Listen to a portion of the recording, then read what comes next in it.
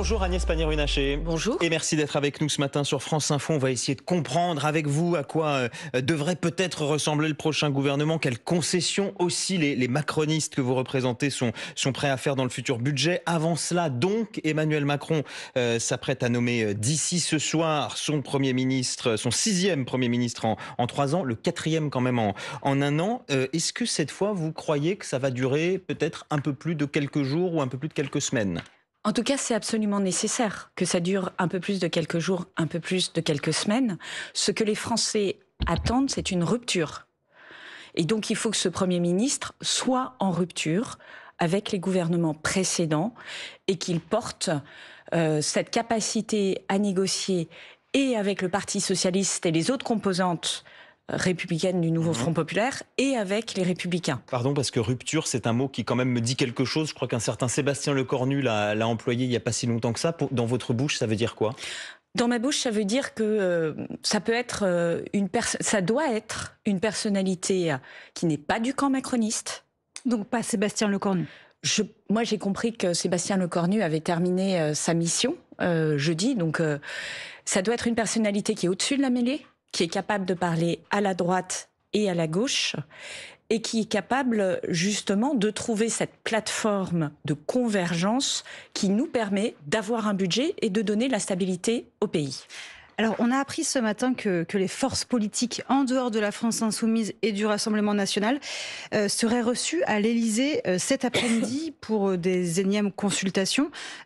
Concrètement, ça va servir à quoi ? Qu'est-ce que vous en attendez de ce rendez-vous ? Je crois qu'il faut d'abord se mettre d'accord sur le quoi avant le qui. Le quoi, c'est quelle est la plateforme sur laquelle on peut avancer. On a entendu ces derniers jours la capacité à avancer sur les enjeux de justice fiscale, de pouvoir d'achat et sur la question des retraites. Et je le redis, nous avons fait une ouverture en disant qu'il n'était pas question, de notre point de vue, d'abroger la réforme des retraites. L'abrogation, c'est remettre en question l'augmentation des pensions de plus d'1,5 million de Français. C'est inacceptable. En revanche, temporiser le temps de l'année 2026 sur le nombre de trimestres nécessaires pour partir à la retraite est éventuellement envisageable. C'est l'ouverture que nous avons faite. C'est la suspension finalement de l'application de la réforme des retraites d'Elisabeth Borne qui est en cours actuellement. Je dirais que c'est la temporisation, puisque la réforme des retraites aujourd'hui, elle permet d'augmenter la retraite de plus d'1,5 million de personnes. Et bon courage aux partis qui diraient... La temporisation, c'est pas un peu de la novlangue, ça, quand même ? Non, c'est pas de la novlangue, c'est très simple. C'est-à-dire qu'aujourd'hui, l'âge limite de départ à la retraite est de 62 ans et 9 mois. Oui, ça recule. Et ça pourrait être de 62 ans et 9 mois jusqu'en 2027. Donc ça s'appelle une temporisation. Suspension, ça voudrait dire que toutes les avancées qui ont été faites pour les retraités qui permettent de payer mieux les femmes et mieux les carrières hachées seraient enlevées aux Français. Je pense que vous allez expliquer à quelqu'un qui va perdre 50 € de retraite par mois, bon courage. Agnès Pannier-Runacher, vous avez écrit sur votre compte X en début de semaine à ceux qui pensent encore que l'on pourrait gouverner en faisant l'économie de la gauche. Je dis, vous vous trompez. Finalement, c'était un avertissement au président de la République. En tout cas, je le dis, il faut une rupture. Et il y a des une rupture à gauche. Une rupture en tendant la main réellement à gauche. Les mathématiques, elles sont têtues. Si vous voulez avoir un accord de non-censure, vous devez nécessairement embarquer une partie du nouveau Front populaire. Moi, je suis à gauche, au sein du bloc central. Mais vous avez besoin de voix de députés du nouveau Front populaire et notamment du Parti socialiste, parce que dès lors qu'ils sont en rupture avec LFI, nous n'avons plus de point de tension programmatique majeure. Nous ne sommes pas d'accord sur beaucoup de choses, mais nous sommes des républicains qui pouvons discuter. Très concrètement, quand même, Agnès Pannier-Runacher, qu'est-ce que ça veut dire ? Est-ce que ça veut dire que la demande d'une partie de la gauche, notamment du Parti socialiste, de pouvoir aller à Matignon, est-ce que c'est une demande recevable à vos yeux ? Est-ce qu'il faut un Premier ministre qui soit socialiste ? Alors, c'est peut-être ça la rupture dont vous parliez. Ça peut être effectivement un ministre socialiste. Encore faut-il que lui-même soit capable de se mettre d'accord, je le rappelle, aussi avec les députés des Républicains. Mais moi, je pense plutôt qu'une figure au-dessus de la mêlée. Des noms ont tourné, des noms de personnalités emblématiques. Je pense à Jean-Louis Borloo. Il n'a pas été contacté. Je pense à Bernard Cazeneuve. Moi, j'ai le sentiment qu'il pourrait y avoir un Bernard Cazeneuve, un moment Bernard Cazeneuve. Il me semble que ni les Républicains, ni le Bloc central, ni le Parti socialiste, par exemple, ni les Lyottes, parce qu'on a tendance à oublier les Lyottes dans cette équation, ne censureraient un Bernard Cazeneuve. Et ce serait une rupture avec le président de la République et avec 8 années de macronisme. Mais Bernard Cazeneuve, vous diraient certains, c'est aussi, pour toute une partie de la gauche, c'est Rémi Fraisse, par exemple. Oui, mais moi, c'est parce que j'ai entendu des discussions que j'ai pu avoir avec un certain nombre de représentants, et non des moindres, du Parti socialiste. C'est-à-dire que ce qui était impossible l'année dernière, parce que le Parti socialiste était dans une alliance très étroite avec LFI, est aujourd'hui possible. Donc, je pense qu'il faut saisir ce moment, accepter cette rupture, et effectivement, ça a une implication sur à la fois le quoi, c'est-à-dire quelle est la plateforme programmatique sur laquelle on s'entend pour les 18 mois qui viennent, et ça a un impact majeur sur le qui, la composition du gouvernement et le Premier ministre. Ce que vous nous dites ce matin, c'est que finalement, l'opération Le Cornu 2, dont on entend beaucoup parler, y compris avec un gouvernement qui serait profondément remanié, pour vous, ça n'a pas de sens et de logique politique? Moi, je reconnais que je ne comprendrais pas qu'il y ait une renomination d'un Premier ministre macroniste après sa démission le lundi, dans un contexte où nous sommes dans une crise politique. Cela n'enlève rien au mérite de Sébastien Lecornu, qui est un excellent ministre et qui a pris la mission de trouver, je dirais, les voies et moyens d'une plateforme programmatique avec beaucoup d'abnégation. Et je pense qu'il a fait bouger les lignes. Mais c'est le message que nous envoyons aux Français. À un moment, il faut entendre ce que les Français nous disent. Pour aller au fond de votre raisonnement, Agnès Pannier-Runacher, ça veut dire que si Sébastien Lecornu était renommé ou si un autre Premier ministre du camp présidentiel était nommé, vous estimeriez que votre place n'est plus au gouvernement? Mais moi, je pense que ceux qui nous écoutent se fichent de savoir quel est le destin d'Agnès Pannier-Runacher. Mais ça fait 7 ans que vous êtes au gouvernement, mais pour le dire, malgré les élections, malgré les motions de censure. Déjà, tout le monde s'en fiche. Ce qu'attendent les Français, c'est un budget et de la stabilité. Maintenant, pour vous répondre très directement, non, je ne suis pas candidate au prochain gouvernement. Donc vous redeviendrez députée Renaissance du Pas-de-Calais. Ah, tout à fait. Pour le coup, cela n'enlève rien au combat politique que je souhaite porter. Moi, je suis très engagée sur la réindustrialisation, sur la souveraineté énergétique, sur l'écologie, très engagée sur mon territoire du Pas-de-Calais, et je continuerai.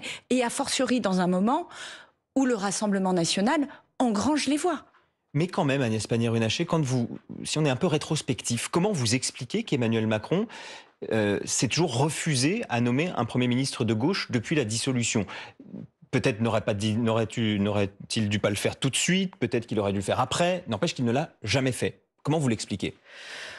Je crois qu'un des éléments d'explication majeure, c'est la question de l'alliance au sein du nouveau Front populaire avec LFI. LFI, c'est objectivement très très loin des valeurs, y compris républicaines, que nous portons. Mais moi, j'ai entendu un parti socialiste très clair, très net dans ses positions aujourd'hui, avec une posture de responsabilité et de gouvernement. Donc je dis, pourquoi ne pas leur donner leur chance?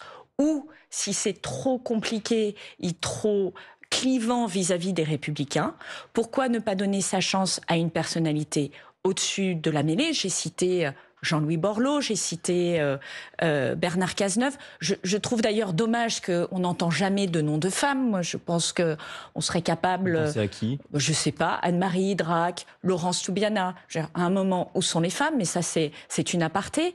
Des personnalités qui sont capables, parce qu'elles ont exercé des responsabilités importantes ces dernières années, parce qu'aujourd'hui, elles n'ont pas de prétention à la présidentielle de 2027, parce qu'ils connaissent suffisamment les personnalités politiques pour être capables de trouver des accords et qu'il n'y a pas d'enjeu personnel pour ça, et qu'au nom de l'intérêt général de la France, ils sont capables de le faire. D'ailleurs, il y en a. Sur l'aspect présidentiel, Sébastien Lecornu disait, voilà, il faut des personnalités dans ce gouvernement qui n'aient pas d'intérêt pour la présidentielle de 2027. Mais c'est exactement le portrait qu'il a fait hier. Est-ce que ça veut dire que des Bruno Retailleau, des Gérald Darmanin ne doivent pas avoir leur place au gouvernement, ou des Laurent Wauquiez d'ailleurs, parce que, en fait, eux, ce qui les intéresse, au-delà de leur mandat au gouvernement, c'est aussi peut-être la présidentielle. Mais on a besoin d'avoir des responsables politiques qui ont une ambition présidentielle, parce qu'on a besoin d'avoir une campagne présidentielle qui démarre avec des projets, avec un débat démocratique, et de ne pas être enfermé dans cette situation où finalement le Rassemblement national explique qu'il est contre tout et que quoi qu'on fasse, c'est jamais bien, mais qui en fait est le niveau zéro du débat politique. Moi, ce que je souhaite, c'est que les ambitions... Je vais jusqu'au bout, là aussi. Les ambitions politiques, elles sont très bonnes et elles doivent se déployer en dehors du gouvernement. Donc oui, je réponds à votre question. Là, les choses sont claires. Agnès Pannier-Runacher, cette nomination qui est attendue aujourd'hui, est-ce que pour vous, c'est l'ultime carte du président avant un retour aux urnes, avant une dissolution ? Alors, je lis pas dans le marc de café, et les 24 derniers mois ont montré que beaucoup de rebondissements étaient possibles. Mais je crois en tout cas que c'est un moment solennel où il est important de marquer cette rupture si on veut repartir du bon pied. Je dis qu'il y a un budget à passer, qu'il suffit pas de nommer un Premier ministre, quelle que soit son identité, pour déposer le budget et ensuite démarrer la discussion. Il faut un Premier ministre qui fasse du sens. Il faut une équipe ministérielle qui fasse du sens et qui marque cette rupture et cette capacité à discuter avec tout le monde, une forme de cohabitation. On va évoquer ce que vous êtes prêt à concéder, et vous avez commencé à l'évoquer, la question de la réforme des retraites. Agnès Pannier-Runacher, vous restez avec nous. On se retrouve juste après l'essentiel de l'actualité. En 1 minute, il est 9h moins le quart. Voici Diane Ferchit. Va-t-on vers une sortie de la crise politique ? Les chefs de parti et de groupe, sauf la France Insoumise et le Rassemblement National, ont en tout cas rendez-vous à l'Elysée cet après-midi. Ils seront reçus par Emmanuel Macron à 14h30, alors qu'on devrait connaître d'ici ce soir le nom de celui qui va succéder à Sébastien Lecornu au poste de Premier ministre. Aux assises du Tarn, interrogatoire très attendu aujourd'hui, c'est celui de Cédric Jubilard, jugé pour le meurtre de sa femme Delphine. Les proches de celle-ci espèrent des aveux. Le verdict est attendu dans une semaine. Donald Trump va se rendre en Égypte pour assister à la libération des otages israéliens. C'est ce qu'affirme le président américain après l'approbation cette nuit par le gouvernement israélien du plan de paix que le président américain soutient pour Gaza. Les otages seront selon lui libérés lundi ou mardi. De nouvelles frappes russes sur l'Ukraine font un mort, un enfant de 7 ans à Zaporijjia. 450 drones et 30 missiles ont visé le pays au cours de la nuit selon le président Volodymyr Zelensky. Il appelle ce matin à une action décisive de la part de ses alliés. France Info. Le 8h30 France Info, Adrien Beck, Mathilde Siraud. Vous êtes toujours avec nous, Agnès Pannier-Runacher. Vous venez de nous annoncer que donc vous ne ferez pas partie de la future équipe gouvernementale. Vous êtes par ailleurs députée Renaissance du Pas-de-Calais. On va parler avec vous de cette question des retraites, évidemment. Sébastien Lecornu a dit qu'il pouvait y avoir un chemin pour débattre de ce sujet, de cette réforme qui a été tant décriée. Elisabeth Borne elle-même avait ouvert la brèche en évoquant la suspension de sa propre réforme. Vous nous avez dit que vous étiez favorable, vous, à une temporisation de cette réforme. Je vous propose d'écouter la réaction du patron du MEDEF, Patrick Martin, qui était hier au micro de France Inter. Nous sommes très réticents à ce que cette réforme soit suspendue, a fortiori abrogée. Est-ce que l'avenir du pays doit être suspendu à des échéances électorales, pour commencer les municipales? Vous parlez de lucidité. Moi, je prétends que les chefs d'entreprise, eux, sont lucides. Ils voient très bien que l'activité est difficile et ils voient très bien que si cette réforme est suspendue, ça pèsera encore sur le niveau d'activité, ça pèsera sur les conditions d'emprunt et à la fin, faut pas se raconter d'histoire, ça pèsera sur le pouvoir d'achat. Oui. Est-ce qu'il a raison, Patrick Martin, dans cette réaction, ou est-ce que vous dites que le patronat devrait lui aussi faire un effort ? Je crois que c'est le MEDEF qui a pas permis de conclure la négociation qui avait été entamée avec les partenaires sociaux de bonne foi sur la réforme des retraites. Et qu'au dernier moment, ils ont refusé les mesures qui étaient proposées par la CFDT d'amélioration des retraites pour les femmes et d'amélioration des retraites pour les carrières pénibles. Donc je suis désolée, mais à un moment, chacun doit balayer devant sa porte. Ça, c'est le premier point. Le deuxième point, c'est sur la question de la stabilité et du niveau des taux. Se trouve que dans une vie antérieure, j'ai fait des émissions sur les marchés, j'ai été investisseur, je connais un petit peu ce sujet-là. Je peux vous dire que les marchés financiers, ils veulent de la stabilité. Rien ne serait pire de ne pas avoir de budget. Et entre 500 millions d'euros de dépenses supplémentaires pour lesquelles, effectivement, il faudra se poser la question du financement. Ce serait le coût d'une suspension et des dizaines de milliards d'euros de la réforme des retraites. De dérapage liés à l'absence d'un budget, il n'y a pas photo pour les marchés financiers. J'ajoute une chose, c'est que tout le monde a balayé d'un revers de main le fait que finalement on enlève la mesure de l'abandon des 2 jours fériés. C'était 4 milliards d'euros. Qui a parlé du financement de cette mesure ? Ce que disent aussi les analystes de marché quand on les lit, c'est que les investisseurs sont extrêmement vigilants sur la question de la réforme des retraites, dont ils ont fait une espèce de symbole. Tout à fait. Et que ce serait presque pire que d'avoir un budget un petit peu moins disant. C'est pas tout à fait vrai. C'est ce que disent certains en tout cas. Non, alors là aussi pour les avoir consultés, c'est pas exact. Ils ne veulent pas de l'abrogation. Parce que l'abrogation, c'est une remise en question profonde de notre capacité à faire la réforme. En revanche, lorsque vous leur expliquez qu'il s'agit de passer de 62 ans et 9 mois au 1er janvier 2026 vers le 1er janvier 2027, ils disent « Ah bah si c'est ça, on comprend ». Il n'y a pas de problème. C'est une mesure technique, mais qui permet effectivement de retrouver de la sérénité dans le débat, puisqu'en fait, ça renvoie le débat sur la réforme des retraites aux élections présidentielles. Mais ce n'est pas un retour en arrière. Et moi, je tiens à le dire très, très concrètement.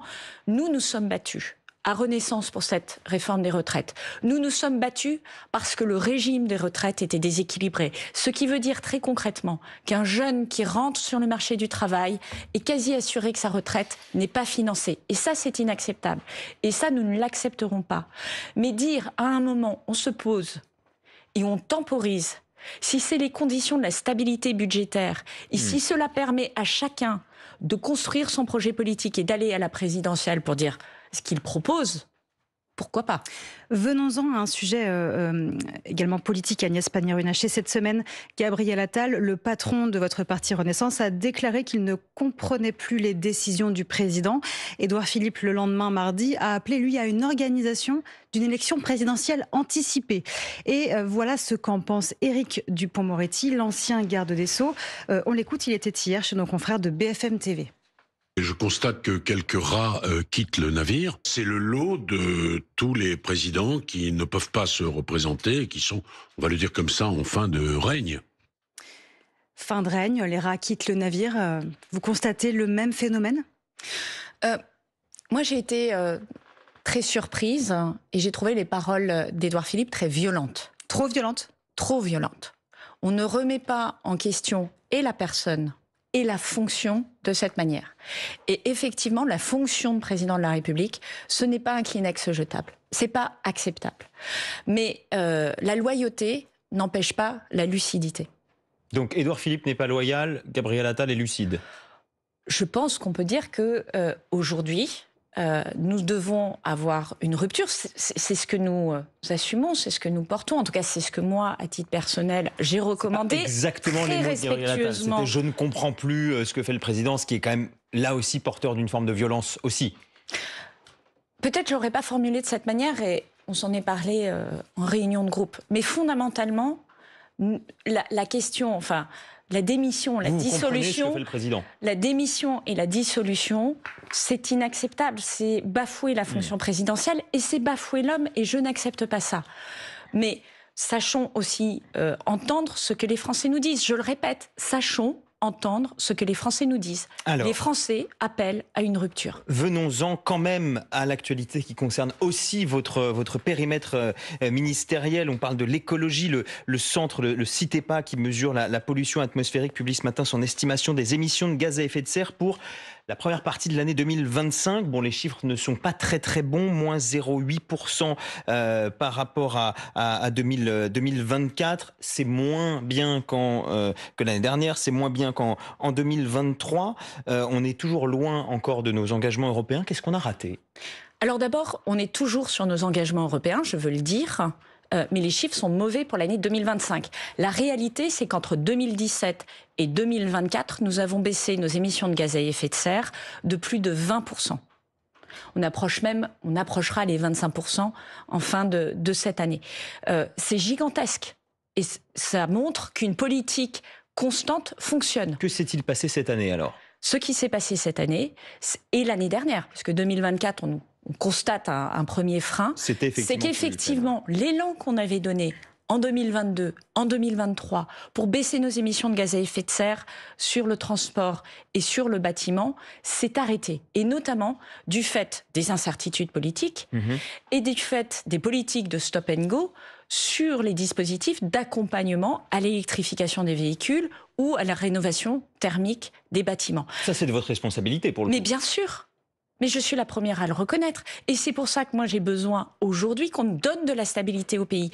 Et sur les enjeux de transition écologique, de rénovation des bâtiments, d'amélioration des conditions de logement des Françaises et des Français, de lutte contre la précarité énergétique, du fait de donner des véhicules pas polluants, mais pas chers non plus, enfin de permettre aux Français d'avoir accès à des véhicules pas polluants mais pas chers, nous avons une responsabilité. Et en plus, les politiques fonctionnent. J'ai le chiffre hier du leasing, 36 400 leasing qui ont été validés par les Français, qui sont demandés par les Français. C'est une voiture électrique aux alentours de 100 € par mois. Ça fonctionne. Il en reste encore un peu Il en reste encore 14 000, donc je le signale. Ça par fonctionne, exemple, et ça fonctionne dans les territoires ruraux, ça fonctionne partout. Ce dispositif de leasing social, c'est une politique publique que vous souhaitez, par exemple, que votre successeur à la transition écologique puisse perdurer ?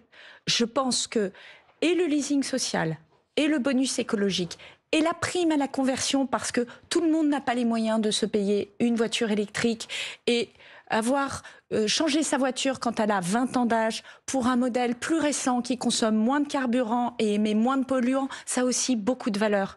Pouvoir le faire sur une voiture d'occasion au lieu de toujours privilégier les voitures neuves, ça a de la valeur. Donc oui, on a des politiques à porter et dans la passation éventuelle que je ferai, je le dirai à mon successeur. Quand vous voyez que le chancelier allemand dit qu'il faut tout faire pour lever l'interdiction dans l'Union européenne des voitures thermiques neuves en 2035, ça veut dire qu'on est en train de complètement revenir en arrière sur ces engagements. Alors j'ai eu mon homologue allemand, c'est-à-dire le ministre de l'Environnement, il ne me dit pas exactement la même chose. Ils ont eu une réunion de leur coalition mercredi soir. Il ne me dit pas exactement la même chose et je pense qu'il y a un écart entre la communication publique et peut-être le travail qui est fait. Néanmoins, vous avez raison, c'est très grave. C'est très grave parce que on a multiplié par 10 le nombre d'achats de voitures électriques en France. C'est-à-dire que contrairement à ce que l'on dit, ce marché se développe à toute vitesse. Mais les modèles sont en train... Pas forcément avec des véhicules toujours fabriqués dans notre... C'est ce que disent les industriels automobiles. En tout cas, c'est leur inquiétude.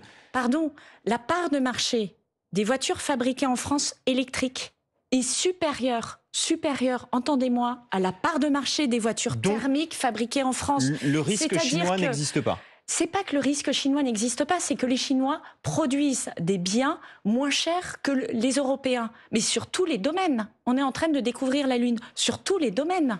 Oui, mais on avait un atout compétitif sur l'automobile. On se paye de mots. Combien de pas. Enfin, en tout cas, c'est ce que disent les industriels. Adrien Becht, quels sont les petits modèles de voitures qui sont produits en France aujourd'hui, en thermique ? Citez-moi un modèle. Allez-y. Et vous avez la réponse. Il n'y en a pas. On s'est repositionné sur des voitures haut de gamme. Et on s'étonne que les Français n'aient pas les moyens d'acheter des voitures françaises. Figurez-vous que, encore une fois, la R5 qui est produite en France et qui est électrique, elle fait un succès important. Et c'est un succès industriel. Et ce sont des emplois. La première voiture électrique vendue. Exactement. Donc, qu'est-ce que nous voulons, nous ? Nous voulons qu'il y ait des voitures fabriquées en France. Le marché est en train de basculer à l'électrique. Si nous ne produisons pas de voitures électriques, si nous ne poursuivons pas cet effort, c'est toute l'industrie automobile qui risque de tomber. Je ne l'accepterai pas. Merci beaucoup Agnès Pannier-Runacher, ministre démissionnaire de la transition écologique, d'avoir été avec nous ce matin dans le 8h30 France Info. Merci Mathilde Sirot, journaliste au Point. Les Informés avec Renaud Dely arrive dans quelques secondes.